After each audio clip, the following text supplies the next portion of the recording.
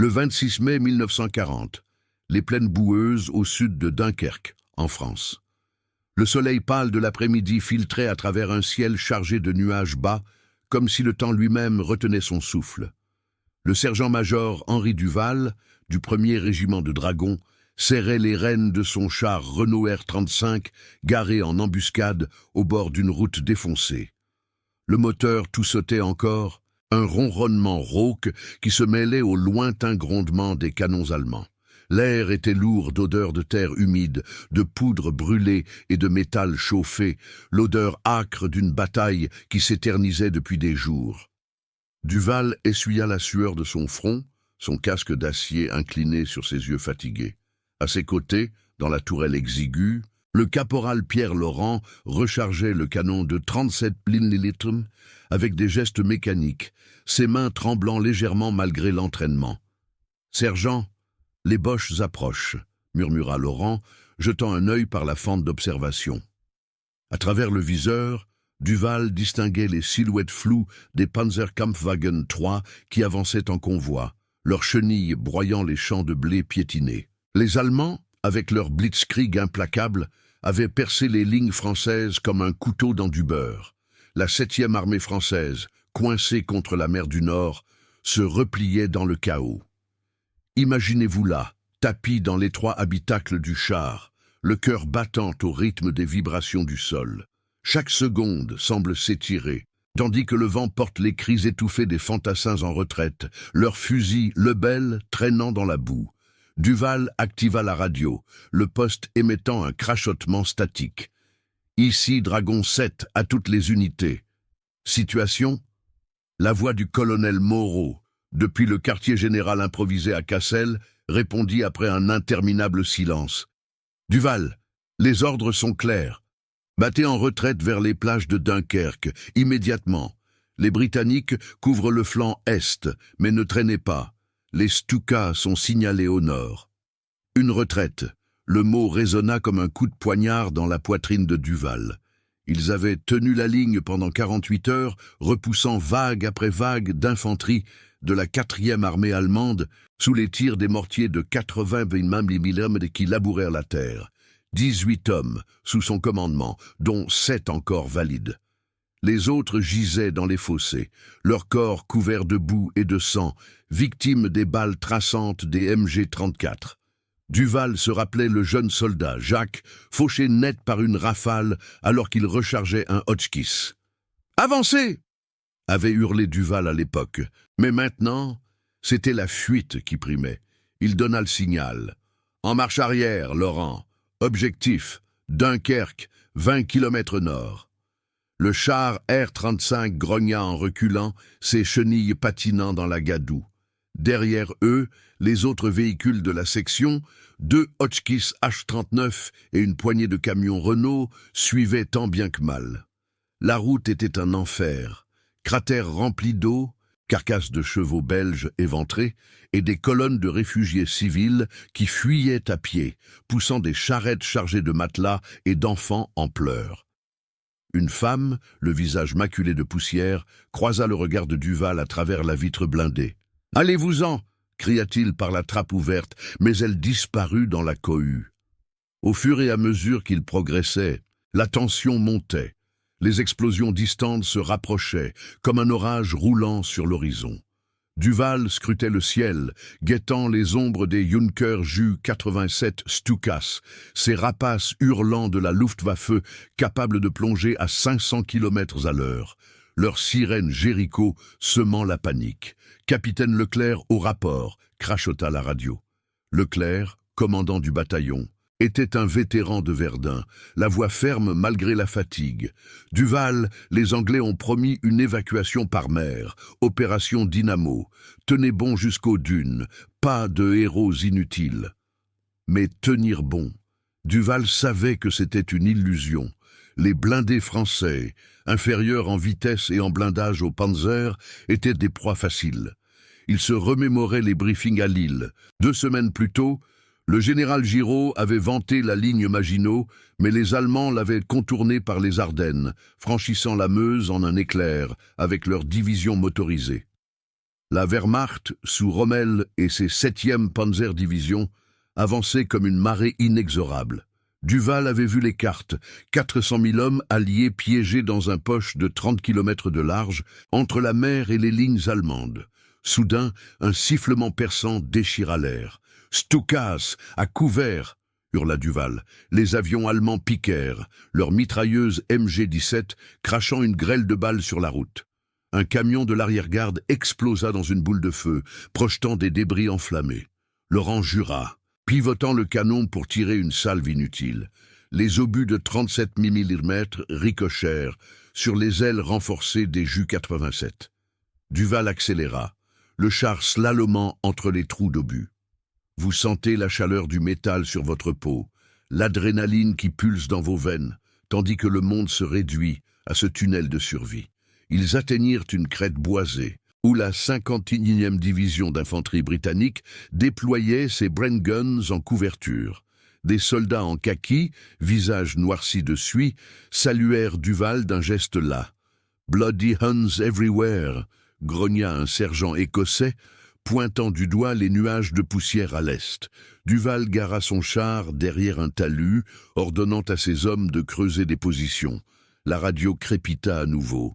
« Toutes unités, repli général ordonné, direction les plages, évacuation prioritaire. » Duval descendit, ses bottes s'enfonçant dans la boue. Il alluma une cigarette gauloise, les mains tremblantes, observant le champ de bataille qui s'étendait derrière eux. Les plaines, autrefois verdoyantes, n'étaient plus qu'un paysage lunaire de cratères et de fumée. Les ordres étaient clairs, battre en retraite. Mais au fond de lui, une intuition le rongeait. Les Allemands ne lâcheraient pas si facilement. Et si cette fuite était un piège? 10 minutes, peut-être moins, et tout pouvait basculer. Si vous voulez suivre d'autres récits comme celui-ci, abonnez-vous à la chaîne. La retraite précipitée. Henri Duval écrasa sa gauloise sous sa botte, le mégot fumant encore dans la boue collante. Le talus boisé offrait une couverture précaire, mais les ombres des pins s'allongeaient déjà, comme des doigts accusateurs pointés vers l'est. Autour de lui, les hommes de sa section s'activaient avec une urgence muette.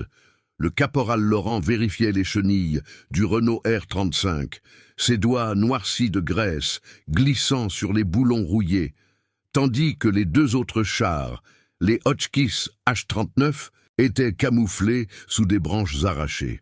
Les Britanniques de la 50e division, avec leurs casques en acier bombé et leurs fusils Lee Enfield, échangeaient des regards tendus avec les Français. Un officier écossais, le lieutenant MacGregor, s'approcha, une carte chiffonnée à la main. « Sergent Duval, nos éclaireurs rapportent que la 4e Panzerdivision est à moins de 5 km. Rommel pousse fort. Vous joignez notre flanc gauche pour le repli. » Duval hocha la tête, la gorge serrée. Rommel. Le nom seul évoquait les tempêtes de sable de l'Afrique, mais ici, en Flandre, c'était une machine de guerre implacable. Les briefings à l'école de cavalerie de Saumur lui revenaient en mémoire. Les Panzer III et IV, avec leurs canons de 50 mm KWK-37, surpassaient les obus perforants français. « Compris, lieutenant, on couvre votre retraite jusqu'aux dunes. » MacGregor claqua des talons et s'éloigna, criant des ordres en anglais rocailleux. Les moteurs des chars britanniques Matilda II ronronnèrent à la vie, leurs tourelles pivotant lentement vers l'horizon chargé de fumée. La radio de Duval crachota à nouveau, la voix du colonel Moreau perçant le statique comme un couteau. « Dragon 7, confirmé réception, repli immédiat vers Dunkerque, coordonnées 51°2N, 2°20'E. Les destroyers britanniques sont en position pour dynamo, pas d'engagement prolongé. » Duval répondit d'un ton neutre, mais intérieurement, la rage bouillonnait. Repli immédiat. Après des jours à saigner pour chaque mètre de terrain, et voilà qu'on les jetait au loup comme des appâts. Il grimpa sur son char, claquant la trappe. Tout le monde à bord, on bouge dans 2 minutes. Ces hommes, une douzaine de rescapés, visages creusés par la faim et la peur, montèrent en silence, leurs fusils MAS-36 ballottant contre leurs épaules. Imaginez-vous serrés dans cette boîte de ferraille, l'air vicié par l'odeur de sueur et d'huile chaude, tandis que le sergent donne le signal. Le R-35 s'ébranla, ses chenilles grinçant sur les racines exposées, rejoignant la colonne mixte franco-britannique qui serpentait à travers les bois. Derrière, les plaines s'étendaient comme une mer démontée. Cratères fumants des obus de 105 mm allemands, carcasses de Fiat Ansaldo italiennes prêtées à la France, et des régiments d'infanterie belges en déroute, leurs uniformes kaki déchirés flottant au vent. Le convoi avançait à 10 km à l'heure, évitant les routes principales minées par les sapeurs de la Wehrmacht. Duval, les yeux rivés au périscope, scrutait les flancs. À l'est, des éclats de lumière trahissaient les optiques des panzers en approche. Soudement, un grondement sourd ébranla la terre, comme si la Flandre elle-même gémissait. « Artillerie !» cria Laurent depuis la tourelle, son corps se raidissant. Les canons allemands de la 18e division d'infanterie, ces Nebelwerfer, surnommés organes de Staline pour leurs hurlements multiples, déchaînèrent l'enfer. Des roquettes de 150 mm sifflèrent dans l'air, traçant des arcs mortels avant d'exploser en gerbes de terre et de métal. Un Matilda britannique à l'avant fut soulevé comme un jouet, ses chenilles arrachées dans une explosion orange qui illumina les arbres. Des éclats d'obus ricochèrent sur le blindage du R-35 de Duval, un bruit de grêle sur tôle qui fit sursauter les hommes à l'intérieur. « Accélérez! Évitez les impacts !» hurla Duval, pivotant le manche de conduite. Le char slaloma entre les pins, branches fouettant les flancs, tandis que les explosions se rapprochaient. Vous sentez le sol trembler sous vos pieds, chaque détonation envoyant des vibrations qui remontent le long de votre colonne vertébrale, le cœur cognant comme un tambour de guerre. À la radio, les voix se chevauchaient dans un chaos. Ici Black Watch, perte lourde, Dragon 7, contourné par le sud, et le cri désespéré d'un artilleur français. Les Boches nous encerclent. Duval jeta un œil par la fente. La retraite virait au massacre.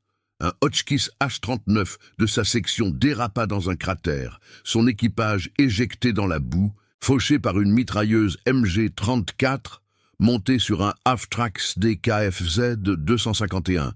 Les Britanniques ripostaient avec leurs canons ordnance QF 12 Pounder, mais les obus s'enfonçaient inutilement dans la terre molle. Laurent chargea le canon, tirant un obus vers une ombre mouvante. Un Panzer IV émergeant des bois, son canon long crachant une langue de feu. L'impact secoua le R-35, fissurant une plaque de blindage, mais Duval ne s'arrêta pas. « Continuez, les plages sont à 8 km. » Le convoi émergea des bois sur une plaine découverte, balayé par un vent salé venant de la mer du Nord. Les dunes de sable blond se profilaient au loin, parsemées de barbelés et de nids de mitrailleuses abandonnées. Mais l'artillerie allemande ne lâchait pas. Une salve de 6 roquettes pulvérisa un groupe de camions Renault UE, envoyant des colonnes de feu dans le ciel crépusculaire. Duval vit le lieutenant MacGregor, à bord d'un Universal Carrier, se faire emporter par une explosion, son véhicule réduit à un amas tordu. Les cris des blessés percèrent le vacarme, un mélange de français, d'anglais et de gémissements inarticulés.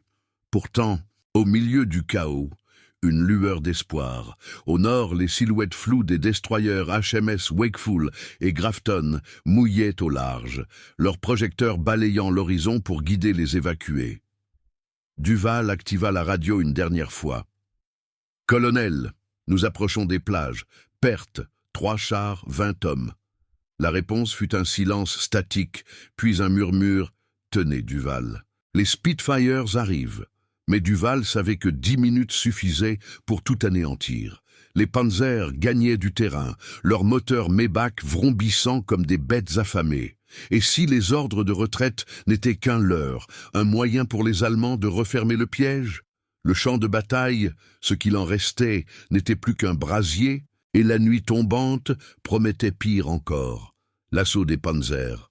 Henri Duval freina brutalement le Renault R-35 au pied des premières dunes, le sable fin crissant sous les chenilles comme une lame émoussée. La mer du Nord s'étendait devant eux, un gris tumultueux agité par un vent mordant qui charriait l'odeur saline mêlée à celle de la poudre et du fuel brûlé.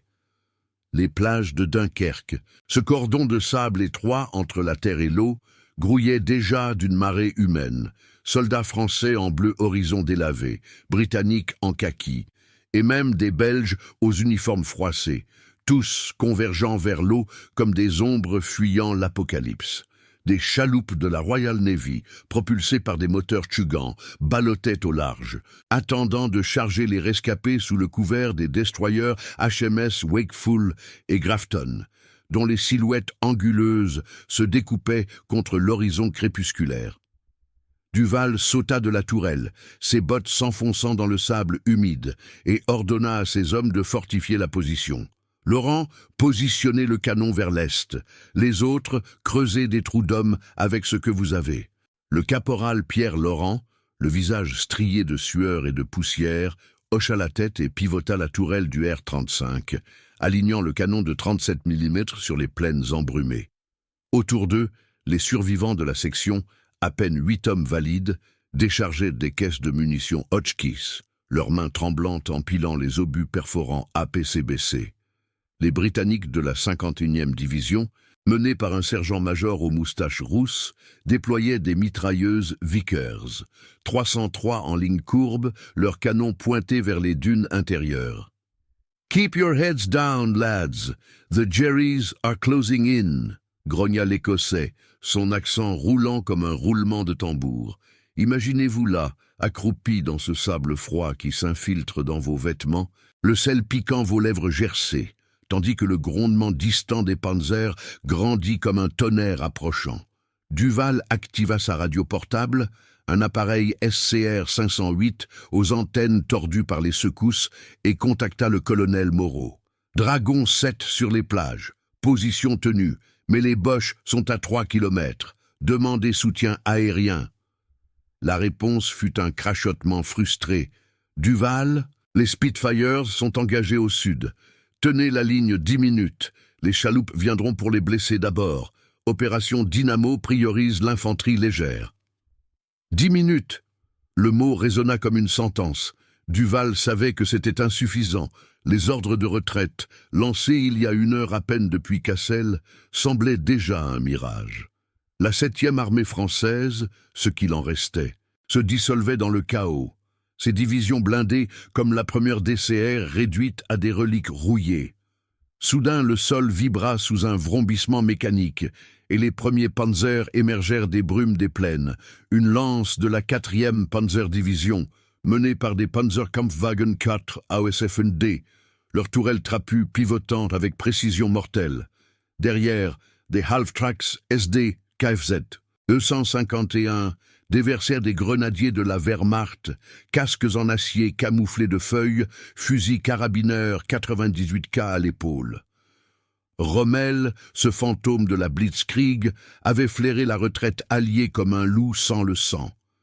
Ses ordres, transmis par Radio Enigma, poussaient les colonnes à encercler la poche de Dunkerque, coupant les routes d'évacuation avec une efficacité chirurgicale. Duval leva ses jumelles. À 1 kilomètre, les canons de 75 mm au PAC 36 des Allemands s'alignaient déjà, leur servant en gris Feldgrau chargeant des obus à haute vélocité. « Feu à volonté !» hurla Duval, et le R-35 cracha son premier obus. Le projectile de 37 mm fila en sifflant, frappant un half-track allemand qui explosa dans une gerbe de flammes, projetant des corps noircis sur le sable. Laurent rechargea frénétiquement, ses cartouches cliquetant dans la culasse, tandis que les Britanniques ouvraient un feu nourri avec leurs Bren Guns, les balles traçantes zébrant l'air comme des comètes. Mais les Panzers ripostèrent.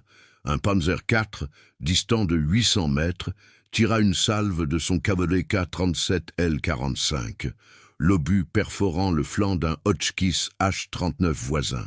L'explosion secoua Duval comme un poing géant, envoyant des éclats de blindage siffler autour de lui. Vous sentez la chaleur infernale irradiée de la carcasse en feu, l'odeur de caoutchouc brûlé emplissant vos narines, tandis que les cris de l'équipage piégé à l'intérieur percent le vacarme, un hurlement primal de douleur et de rage. La bataille éclata en un instant, transformant les plages en un enfer confiné. Les Nebelwerfer allemands, ces lance-roquettes multiples de 150 mm, tonnèrent depuis les dunes élevées, leurs salves hurlantes labourant le sable en cratères fumants. Une roquette frappa une section britannique, pulvérisant un groupe de soldats du Black Watch et leurs vickers, envoyant des membres disloqués voler dans l'air salin. Duval plongea derrière une dune, son fusil Maes 36 en main, tirant sur un grenadier qui chargeait à découvert. La balle l'atteignit à la poitrine, le projetant en arrière dans un geyser de sable. À ses côtés, un jeune fantassin français, le soldat Émile Roux, vida son chargeur sur un autre, mais une rafale de MG-34 le faucha net, son corps s'affaissant comme une marionnette sectionnée. La radio de Duval hurla des ordres contradictoires. « Ici HMS Grafton, chaloupe en approche, couvrez les embarquements !» Mais les destroyers, à 500 mètres au large, étaient eux-mêmes sous le feu des batteries côtières allemandes de 90 millilitres des flaques, leurs éclats illuminant la nuit naissante. Duval vit une chaloupe s'échouer, chargée de blessés britanniques, mais un Stuka-Ju 87 piqua soudain du ciel. Sa sirène Jéricho ululant comme un démon. Les bombes SC-250 dégringolèrent, explosant dans l'eau et sur le sable, noyant des dizaines d'hommes dans une écume rougeâtre.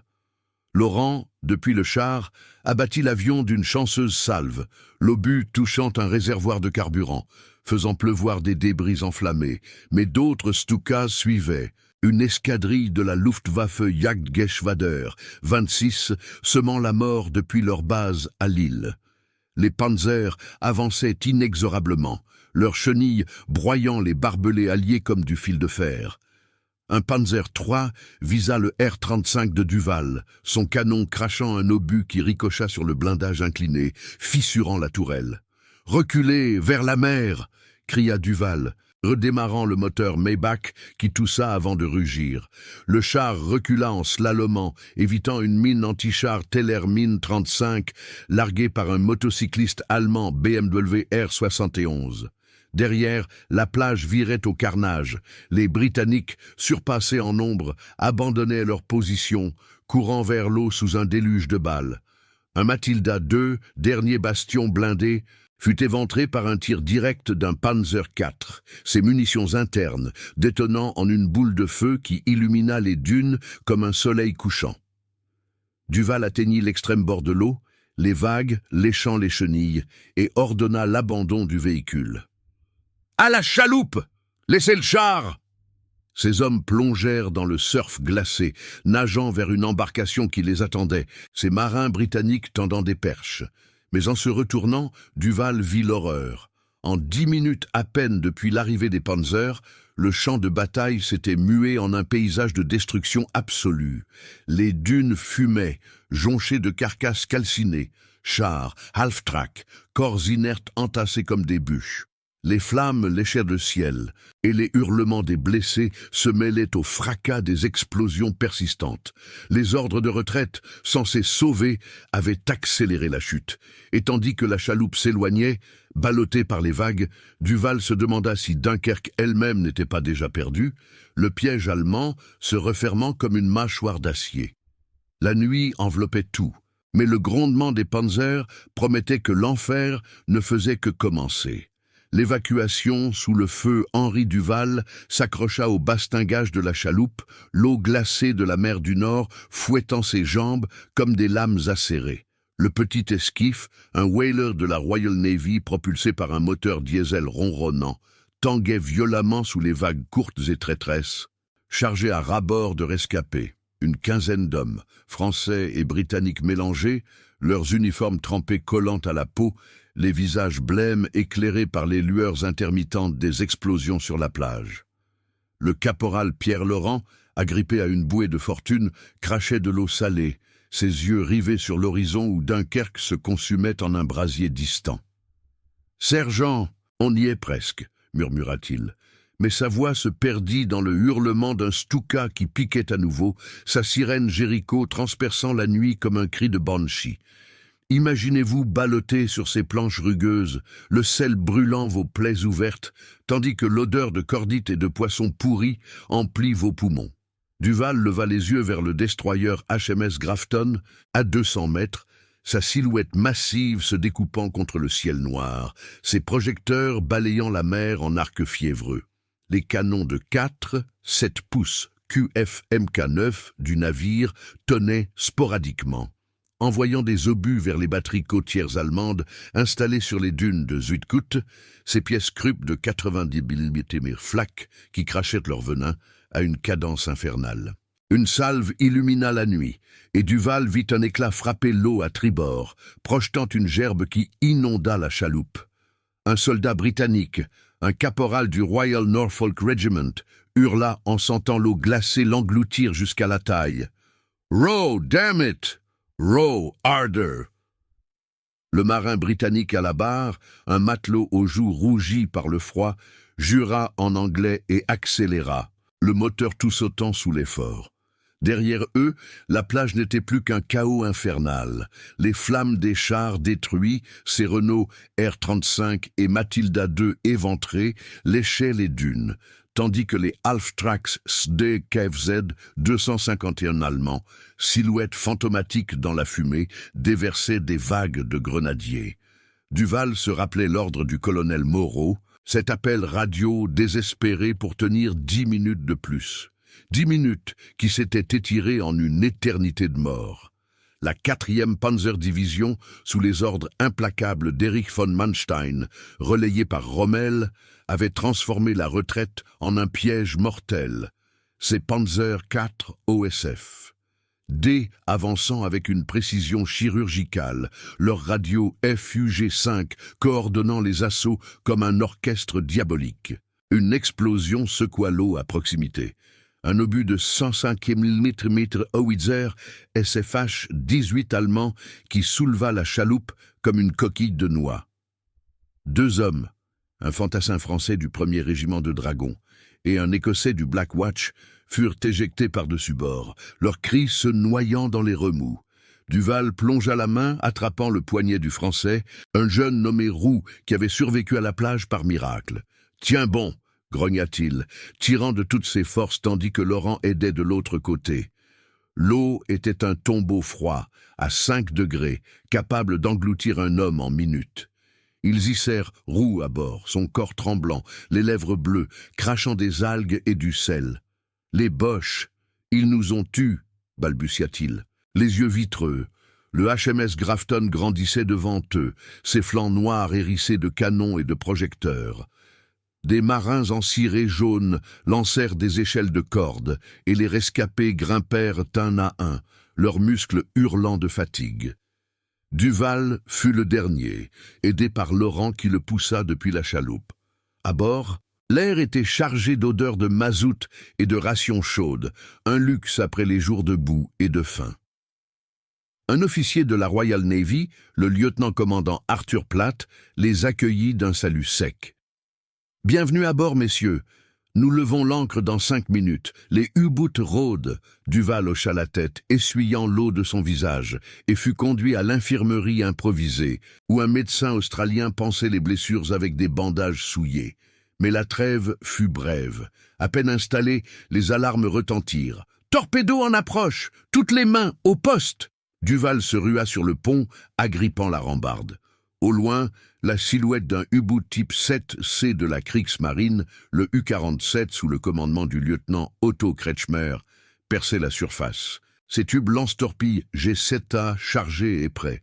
Les destroyers britanniques, partie intégrante de l'opération Dynamo, orchestrée par l'amiral Bertram Ramsay depuis Douvres, formaient une ligne défensive, leur ASDIC, ses détecteurs sonars, piquant les ondes sous-marines. Le Grafton vira de bord, ses hélices fouettant l'eau, tandis que les canons anti-aériens pom-pom de 40 mm crachèrent vers le ciel, où une nouvelle vague de Stukas Ju 87 descendait en piqué. Imaginez-vous sur ce pont glissant, le vent salé fouettant vos cheveux, le cœur serré par la peur primitive de l'abîme. Une torpille fusa traînant une bulle blanche et frappa le destroyer sister ship HMS Wakeful à la poupe. L'explosion illumina la mer d'un éclat orange, déchirant la coque en acier comme du papier, envoyant des débris, boulons, planches, corps, voler dans les airs. Le Wakeful coula en moins de 2 minutes, ses 600 âmes à bord luttant dans l'eau noire, leurs cris se mêlant au sifflement des balles traçantes. Duval vit des marins britanniques plonger pour sauver qui ils pouvaient, leurs canots de sauvetage se déployant comme des ailes brisées.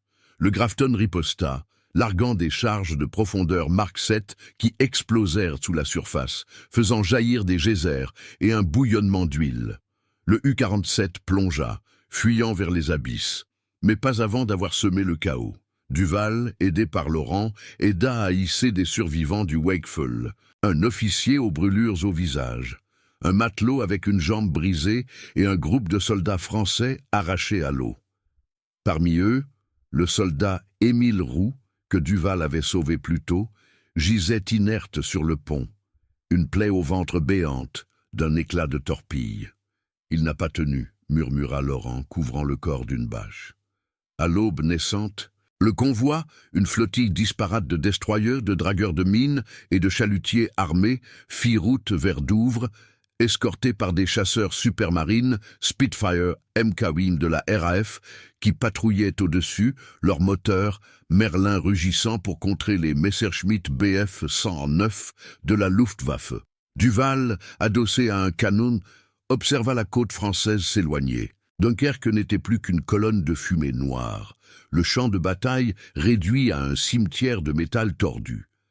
Les ordres de retraite, censés sauver la 7e armée, avaient coûté des milliers de vies en une nuit. Mais des rumeurs circulaient déjà à bord. Hitler avait ordonné un halt, stoppant les panzers pour laisser la Luftwaffe achever le travail. Était-ce une chance ou un sursis? Duval alluma une gauloise détrempée, inhalant profondément, tandis que le destroyer fendait les vagues. La guerre ne faisait que commencer, et les sacrifices de cette nuit hantaient déjà les survivants comme des fantômes insatiables. Les vagues de la survie. Henri Duval s'appuya contre le bastingage du HMS Grafton, le roulis incessant du destroyer lui nouant l'estomac comme un étau invisible.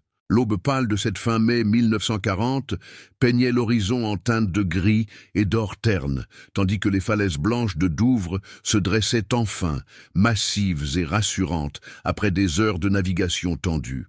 Le convoi, une escadre disparate de navires de l'opération Dynamo, destroyers comme le Grafton, dragueurs de mines Fairmile B et même des chalutiers civils réquisitionnés, approchaient du port sous escorte aérienne.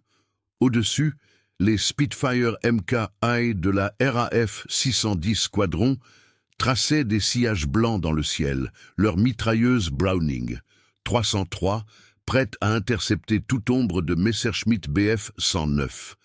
L'air salin portait encore l'odeur âcre de la poudre et du fuel, un rappel cuisant de la nuit infernale sur les plages de Dunkerque. Duval écrasa sa gauloise trempée entre ses doigts, les yeux rougis par le sel et la fatigue. À ses côtés, le caporal Pierre Laurent, enveloppé dans une couverture de laine kaki, fixait la côte anglaise comme un mirage. « On est vivant, sergent !» murmura-t-il, la voix rauque d'épuisement. Autour d'eux, sur le pont glissant, les rescapés se massaient en silence. Une centaine d'hommes, français du 1er régiment de dragons, britanniques de la 51e division Highland et même quelques Belges de la force expéditionnaire. Leurs uniformes en lambeaux pendaient comme des haillons et les bandages improvisés suintaient de sang séché. Un marin britannique, un able seaman du Royal Naval Volunteer Reserve, distribuait des rations, du thé sucré et des biscuits durs, avec des gestes mécaniques, son visage impassible masquant la tension. Imaginez-vous là, adossé à cette rambarde froide, le vent du Pas-de-Calais fouettant vos vêtements mouillés, tandis que les sirènes d'alerte aérienne résonnent sporadiquement depuis les quais. Le Grafton jeta l'ancre dans le port de Douvres, un havre grouillant d'activité, grues grinçantes déchargeant des munitions, ambulances Humber Snipe filant vers les hôpitaux et des officiers en capes imperméables criant des ordres pour organiser les débarquements. Duval fut parmi les premiers à descendre par les échelles de corde, ses bottes claquant sur le quai en béton mouillé. Un sergent de la Home Guard, armé d'un Sten gun, les guida vers un hangar improvisé où des infirmières de la Queen Alexandra's Imperial Military Nursing Service pansaient les plaies avec de l'iode piquant. À l'intérieur, l'air était chargé d'odeurs de désinfectant et de café brûlé. Duval s'assit sur un banc de bois, un bandage frais autour de son avant-bras entaillé par un éclat d'obus. Le colonel Moreau, miraculeusement évacué sur un autre destroyer, s'approcha, son uniforme froissé et son visage creusé par l'insomnie. « Duval, rapport », dit-il d'une voix basse, évitant les oreilles indiscrètes des Anglais. Duval relatait les faits. La retraite ordonnée depuis Cassel, les 10 minutes fatales où les panzers de la 4e division avaient ravagé les dunes, les pertes, 3 chars, 22 hommes de sa section, dont le jeune Roux emporté par la mer. Les ordres étaient clairs, colonel, mais Rommel n'a pas attendu. Ces half-track ZPKZ 251 ont tout balayé comme une tempête. Moreau hocha la tête, allumant une pipe tremblante. Hitler a stoppé les blindés. Ordre direct de Göring. La Luftwaffe s'occupe du reste. Ça nous a donné le temps pour Dynamo. Duval serra les poings. Le Führer, dans son quartier général de Felsenest, avait hésité, craignant les marais flamands pour ses panzers et cédant à l'euphorie aérienne du Reichsmarschall. Résultat, 338 000 hommes sauvés en 9 jours.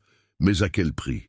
La 7e armée française, pilonnée par les Stukas Ju 87 et les batteries de 88 mm, avait laissé derrière elle un océan de débris, Renault R-35 calcinés, Matilda II éventrée et des plages jonchées de fusils, Lebel et de casques britanniques.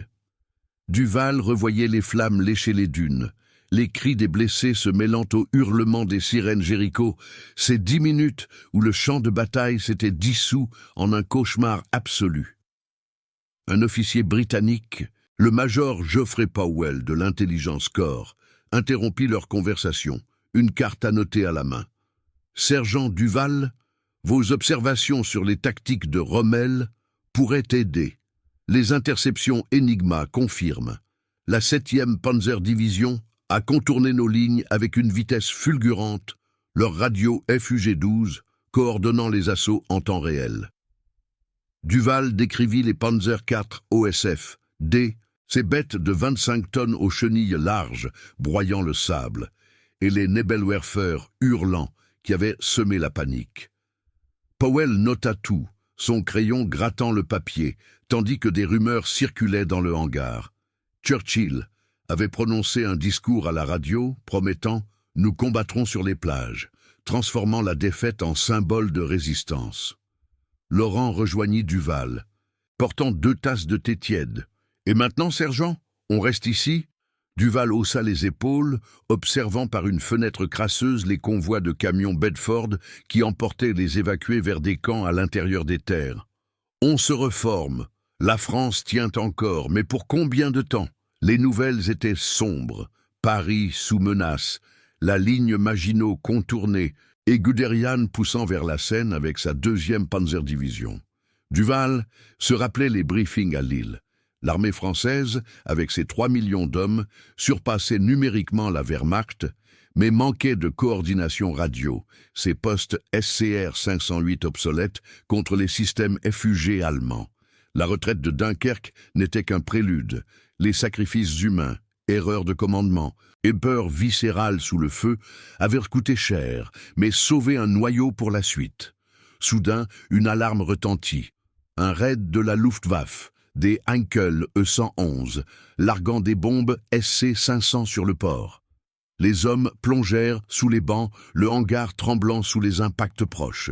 Des éclats sifflèrent, brisant une vitre, et un cri perça l'air, un soldat touché à l'épaule. Duval se rua dehors, aidant à éteindre un feu sur un camion proche, l'eau des lances d'incendie crachotant dans la fumée. Les Spitfire décollèrent du terrain d'Hawkinge, leurs moteurs Merlin vrombissant, abattant 2 assaillants dans un balai de traînées noires. Quand le calme revint, Duval se tint sur le quai, le cœur battant. Douvres, ce bastion anglais, n'était pas à l'abri. La guerre avait franchi la Manche, et les fantômes de Dunkerque, ces 10 minutes de destruction totale, hantaient chaque survivant. Plus tard, dans un baraquement de transit près de Folkestone, Duval reçut ses ordres.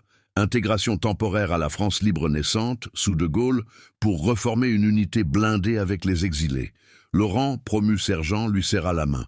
On s'en est sorti, mais les autres. Duval ne répondit pas, fixant la mer, où d'autres navires accostèrent encore, déversant des vagues de rescapés. La nuit tombante enveloppait le camp, mais un bourdonnement lointain, peut-être des bombardiers allemands, rappelait que le répit était fragile.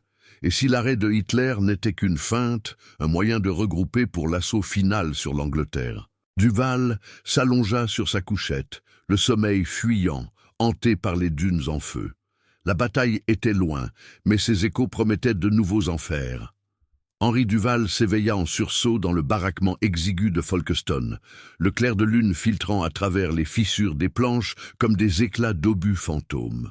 L'air était chargé d'une humidité anglaise persistante, mêlée à l'odeur de laine moite et de tabac froid.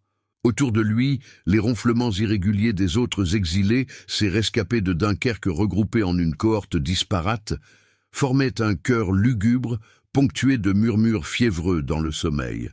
Duval se redressa sur sa couchette, la couverture kaki glissant sur son torse nu marqué de cicatrices fraîches. Une entaille au bras d'un éclat de Nebelwerfer, une brûlure au cou d'une torpille effleurée sur le HMS Grafton. Ses bottes, encore imprégnées de sable flamand, gisaient au pied du lit, un rappel muet des dunes perdues. Imaginez-vous dans cette obscurité confinée, le cœur cognant au souvenir des vagues glacées, tandis que le vent du large siffle contre les murs de tôle ondulés. Duval alluma une gauloise avec un briquet Zippo prêté par un Britannique, inhalant profondément la fumée âcre qui calmait ses nerfs, à vif. 2 jours s'étaient écoulés depuis l'arrivée à Douvres et les ordres étaient tombés comme un couperet. Intégration à la France libre, cette ébauche d'armée naissante sous le commandement du général de Gaulle, exilé à Londres, après l'armistice honteux du 22 juin. La France, ce géant affaibli, s'était effondrée en 6 semaines sous la Blitzkrieg. Paris occupé, la ligne Maginot contournée, et Pétain signant la reddition à Rotonde dans le même wagon de 1918 qui avait humilié l'Allemagne. Duval revoyait les cartes du quartier général. La Wehrmacht, avec ses 10 millions d'hommes motorisés, avait balayé les 3 millions de Français mal équipés, leurs chars Renault, R-35 et Somua S-35, surpassés par les Panzer III et IV en vitesse et en coordination radio. Le caporal Pierre Laurent, maintenant sergent, s'approcha dans l'ombre, son pas feutré sur le plancher craquant. « Sergent, le major Powell veut nous voir à l'aube. Il parle d'entraînement avec les Anglais sur des Cromwell pour contrer les Boches. » Laurent, les yeux cernés par l'insomnie, portait une vareuse britannique trop large, ses insignes français épinglés de travers. Duval hocha la tête, écrasant sa cigarette. « Et après ? On reste ici, à attendre que De Gaulle nous renvoie en France comme des fantômes ?» Laurent haussa les épaules, s'asseyant sur la couchette voisine. « Mieux que Vichy. J'ai entendu les rumeurs, collaboration, milices et les Allemands pillant nos usines Renault à Billancourt pour leur Half-Track. » Les 2 hommes se turent, le silence pesant comme la boue de Flandre. Duval se rappelait l'ordre fatal de retraite du 26 mai, 10 minutes qui avaient transformé les plaines en un champ de ruines, des milliers de vies fauchées par les canons KW-37 et les roquettes de 150 mm. Dynamo avait sauvé 338 000 âmes, mais laissé derrière un océan de pertes, 68 000 Français morts ou capturés, et l'armée brisée. À l'aube, sous un ciel plombé de nuages bas, Duval et Laurent rejoignirent le camp d'entraînement de Folkestone, un terrain boueux bordé de barbelés et de miradors. Le major Geoffrey Powell, en uniforme impeccable de l'Intelligence Corps, les attendait près d'un char Cromwell Mecha 4, sa tourelle massive pivotant avec un ronronnement hydraulique. Duval, vos expériences à Dunkerque sont précieuses. Les interceptions Enigma montrent que Rommel prépare l'Afrique pour Torch. Vous rejoignez la première division blindée française libre sous Koenig. Powell déroula une carte. l'Empire britannique comme base, avec des plans pour des raids sur les côtes occupées, utilisant des fusils de Bren et des canons de 75 mm remorqués. Duval grimpa dans le Cromwell, l'habitacle exigu rappelant son vieux R-35, mais avec un moteur Rolls-Royce Meteor plus puissant, capable de 65 km/h sur route. Laurent, au poste de chargeur, testa le canon OQF 75 mm, l'obus perforant APC-BC, cliquetant dans la culasse. « C'est une bête, sergent, dit-il, un sourire fugace éclairant son visage fatigué. Les semaines suivantes furent un tourbillon d'entraînement impitoyable. Simulation de blitzkrieg sur les Downs du Kent, où les Cromwell slalomaient entre des haies, évitant des panzers factices en Fordson. Duval, promu lieutenant, enseignait les tactiques apprises à ses dépens, la vulnérabilité des blindés isolés au Stuka, l'importance des radios numéro 19 pour coordonner avec les typhoons de la RAF. Imaginez-vous dans la tourelle, la sueur coulant sous le casque, tandis que les obus d'entraînement sifflent et que les instructeurs hurlent « Faster! The Jerrys won't wait !» Les erreurs passées hantaient chaque manœuvre. Ces 10 minutes fatales où l'ordre de retraite avait laissé les dunes sans couverture, les Nebelwerfer déchaînant l'enfer sans riposte aérienne. Duval revoyait les corps d'Émile Roux et des autres, engloutis par la mer, des sacrifices pour un sursis fragile. En novembre 1940, les ordres vinrent. Embarquement pour l'Afrique, avec la force X de la France libre. Duval, Laurent et leur unité, une compagnie mixte de chars et d'infanterie, équipée de fusils MAS-36 modernisés et de Jeep Willys, montèrent à bord du transport SS Sobieski, un cargo polonais réquisitionné voguant vers Gibraltar. La mer Méditerranée était un champ de mines, patrouillé par les U-boats type CETIC, mais les destroyers HMS Hotspur et Griffin formaient un écran protecteur, leurs asdiques piquant les abysses. À bord, Duval lisait des rapports secrets. L'opération menace contre Dakar avait échoué, mais Bir Hakeim se profilait, où la première brigade française libre tiendrait contre Rommel en Libye. « On retourne au désert, sergent », dit Laurent, fixant l'océan depuis le pont, contre le renard du désert lui-même. Le débarquement à Alexandrie fut un chaos organisé, poussière ocre soulevée par les camions Bedford, odeur de curry et de sueur sous le soleil impitoyable. La première division blindée, renforcée par des Sherman M4 prêtés par les Américains, se déploya dans le désert libyen face à la 15e Panzer-Division de Rommel. Duval commandait un peloton de 3 Sherman, leurs canons de 75 mm M3, pointés vers les dunes infinies. La bataille de Bir Hakeim, en juin 1942, fut leur baptême du feu. 15 jours de siège contre les Italiens et les Allemands, les canons de 90 mm Flak tonnant comme des orgues de la mort. Duval, tapi dans son char, ripostait avec des salves de mitrailleuses coaxiales Browning, abattant un half-track SD KFS. Deux Panchton 50 qui chargeaient les lignes françaises. Laurent, à la tourelle, rechargeait sous le feu, son visage noirci de sable et de sueur. « Ils reviennent, lieutenant, comme à Dunkerque. Imaginez-vous dans ce fournaise, le sable s'infiltrant dans chaque jointure, le vrombissement des Messerschmitt Bf 110 semant les bombes SD 50, tandis que les obus sifflent comme des vipères. Les Français tinrent, leur position fortifiée de barbelés et de mines Teller repoussant vague après vague. Rommel, frustré, contourna Bir Hakeim pour El Alamein, mais le sacrifice, 3000 tués ou blessés, avait donné du temps à Montgomery. Duval, évacué avec une blessure à l'épaule d'un éclat de 37 mm, fut décoré de la croix de guerre par Koenig lui-même, un ruban tricolore épinglé sur sa chemise kaki déchirée. Les années suivantes furent un exil guerrier. La campagne d'Italie en 1943, où les Sherman de Duval franchirent les Apennins sous les tirs des canons PAC 40 allemands. Le débarquement en Normandie, le 6 juin 1944, avec la 2e DB, roulant sur Utah Beach, leurs chenilles broyant les bunkers du mur de l'Atlantique. À Falaise, Duval affronta à nouveau les vestiges de la 12e SS Panzer, vengeant Dunkerque dans un encerclement sanglant. La libération de Paris, en août, fut un triomphe amer.